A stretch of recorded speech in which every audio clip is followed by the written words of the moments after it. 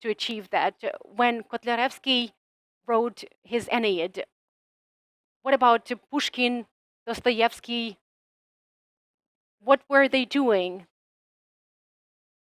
Aeneid was one of the first pieces, Ukrainian pieces, created on the territory of the Russian Empire, but published in St. Petersburg, in the capital.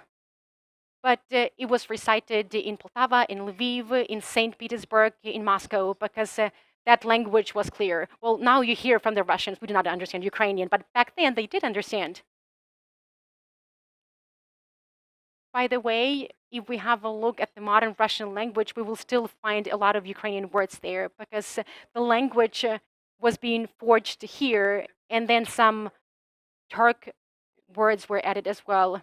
So when we were talking about Shevchenko, there was this issue about Shevchenko and Pushkin within one volume, but that was much later. Shevchenko was recited in the original language because it was a robust cultural piece. I'm not even talking about his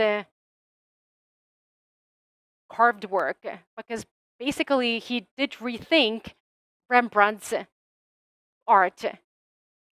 So he was an artist and a poet, and he's one of the major symbols for Ukraine.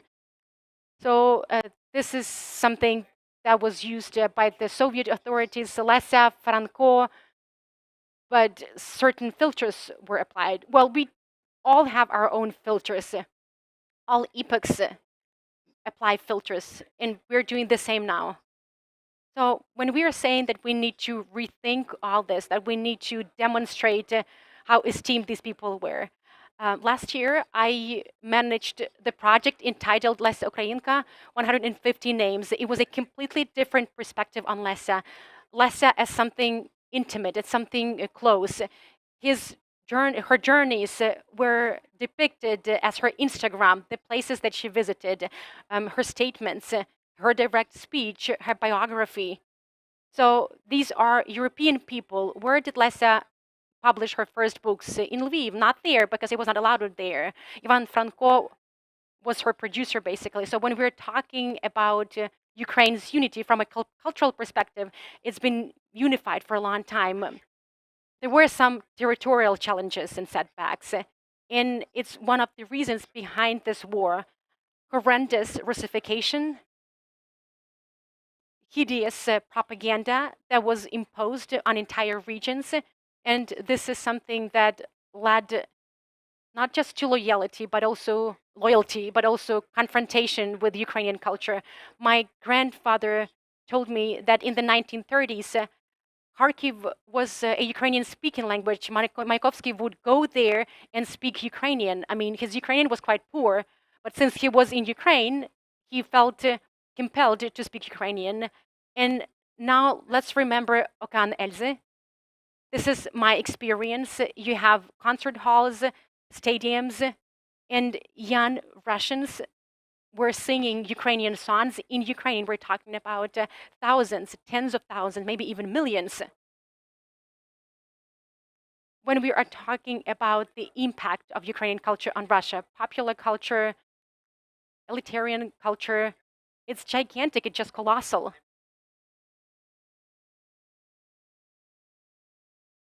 And if this ugly policy had not continued, we would have had an enormous impact on Russia.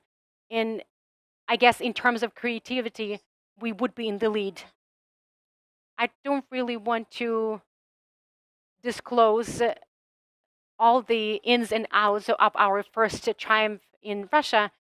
I'm referring to Okan Elze, but we know the high level of our performance. I don't really want to critique anything or anyone, but it's clear why there was this divine attitude towards Ukrainian music in Russia. Because they didn't have anything of the sort in their own country. We always felt regard for Lapis Trubetskoy and Brutto because it's a top-notch, high-quality product. And we didn't really care that this product was generated by the Belarusians. We would attend their concerts. When we are saying that Ukraine boasts enormous impact potential, this is the potential that has already been unleashed. The Gudimov album was released in Russia back in 2007. That was our last album. And there was a decree by the State Oversight Agency of Russia to impose a ban on Ukrainian language music. That was back in 2010. And all recording companies severed their cooperation with Ukrainian bands or requested them to shift to the Russian language. And I said, I'm sorry, but no. Back to your question. So we can even initiate a large-scale, nuanced conference. I hate it when Ukrainians themselves belittle our own culture and say something along the lines of, what do we do next to this great Russian culture?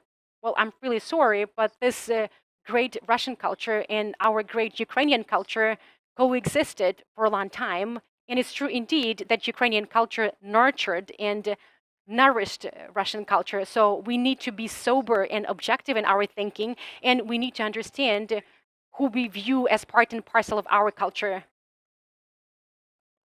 Well, what was the location of Malevich's exhibition, last Malevich's exhibition in Kyiv?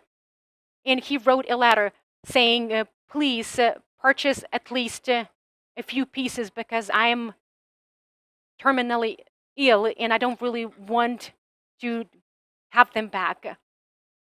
But if we had purchased 10 or 15 pieces, we would have Malevich Museum in the city of Kyiv. So we need to rethink our own perspective on Ukrainian culture. Malevich's last exhibition took place in Kyiv for a reason. So what you've just said means that Ukrainian culture might have positively impacted the Russians. That's the way it was. It's always been like that. And it's a huge problem. We will not be able to erect really high walls because the media space is there. But we need to understand how we can have a positive impact. We have this aggression, and this is aggression that is replete with myths and horrific stories in Russia. So this is a natural human response manifested in the form of aggression. But let's fantasize. Let's assume that we have a completely different cohort of people in power, and they will say, we want to repent. Of course, we will view this repentance with a pinch of salt, but we need to change and transform our links. And here I'm referring to the language of culture. I would even put it in a different way. We need to be more ambitious. Because if we are ambitious, we will exude dignity. And if dignity is there, there will be more respect from the aggressor and even those countries that are supportive of us, because dignity is about culture. You referred to Okan Elze's concert in Russia, 2018, that's what I remember. The war was already ongoing, and there was a concert by Okan Elze in Odessa, and I bumped into Boris Nemtsov. He was still alive there, and I think he was wearing an embroidered national Ukrainian shirt. Back to the issue of the war. About a week or two ago, we had the president of the Architectural Association from France, Martin Duplantier, and he expressed a very interesting opinion. So Russia is decimating monuments, museums, and churches, and this is something that Russia is doing deliberately and consciously to annihilate Ukrainian identity, to level us, to silence us. And it's directly linked to what you were talking about. Culture is telling, culture is eloquent, culture is very expressive. So they are destroying our culture because they want to silence us.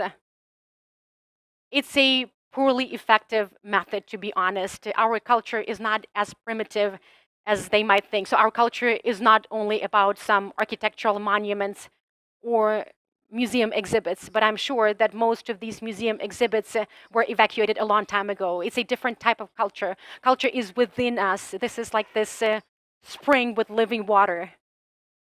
And to annihilate us, you need to do what they did back in 1937. So you need to bring together hundreds and hundreds of culture figures, take them to Gulag and murder them there. That will be a serious wound. But by destroying buildings, they're just exposing their negligence and ignorance. Ukrainian culture is very mobile and dynamic. We have the Kyiv Academy of Design and Arts. This academy relocated to Lviv and is cooperating with the Lviv Arts Academy. So it's a normal, modern model. I think that owing to this war, we will network even more. We are paying a high price indeed, but I guess this price is justified because we are immensely warm and gentle people, especially people of culture.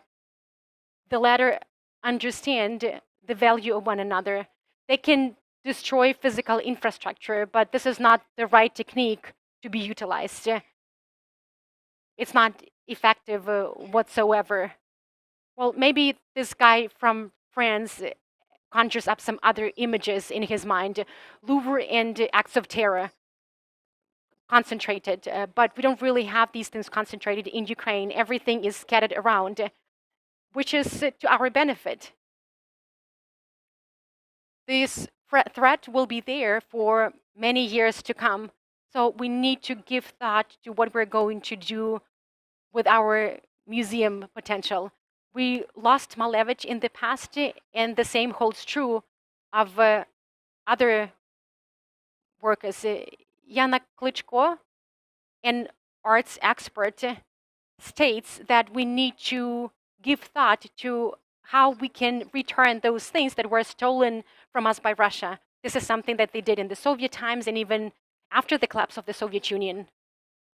We need to be ambitious, but when I'm talking about ambitions, I mean healthy ambitions, not imperial ambitious, not sick ambitions. We need to be sober, we need to be lucid in our minds, but we need to know our worth. Because if you are not sure what you are worth of, then you will be struggling. Well, it's not about destroying Ukrainian culture in the same way as they are destroying our energy infrastructure, army, physical buildings. Culture is this living spring that will always be there. It's like with the ground waters. They're always there. It's like a fountain. I'm referring to Skovoroda here. Moreover, people might attempt to destroy culture, and it will become even more powerful. There will be even more of this culture, and this is something that I'm already observing. Some unimportant and minor cultural things have already vanished into thin air. People have a clear understanding of their cultural and national identity. There's no social realism here anymore. No one will order banners or posters on the topic of our victory or like patriotic movie. People do understand that it's all about creating high quality products. But once again, we need to do it from a healthy citizen perspective with due regard for other citizens. We also need to appreciate our audience because that appreciation is not there yet. We have an amazing audience. Our people are very passionate about culture. They have a special predilection for culture. In these dire times of the war, we have seen a cultural growth, and we can see the mindset of cultural figures changing. Well, but that growth is not present everywhere. This entire situation pertaining to the war galvanized some people into action, while others are in the zone. They're sort of frozen and numb, and they cannot really engage in creative work. So a lot of people are still trying to adjust to this new reality. There are some people of culture that state directly that they cannot engage in creative work. They cannot really do that because of all the horrors of the war, all the killings, all the atrocities. All these things drain them because this aggression targets different groups of population. Creative industries are very sensitive and vulnerable because it's all about suffering for them. And for some people, suffering serves as a source of growth, while for others, it's a source of silence. But once this thing is over, this silence might transform into something very powerful. So when we are talking about diverse approaches to culture, when we're talking about the dynamics of the cultural community, any war can give an enormous impetus. So you might have this silence first, but then there will be this amazing drive and vibe in the end. I can already see it. To finish it off, I would like to raise the issue of cultural diplomacy. We had Miroslav Maranovich and Bogdan Techolos as our speakers at one of the recent events, and there was a question from a Japanese journalist.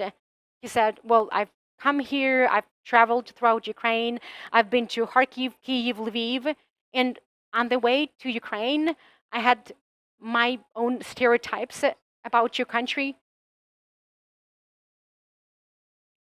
I thought that you were completely different peoples, or even nations, if I can put so.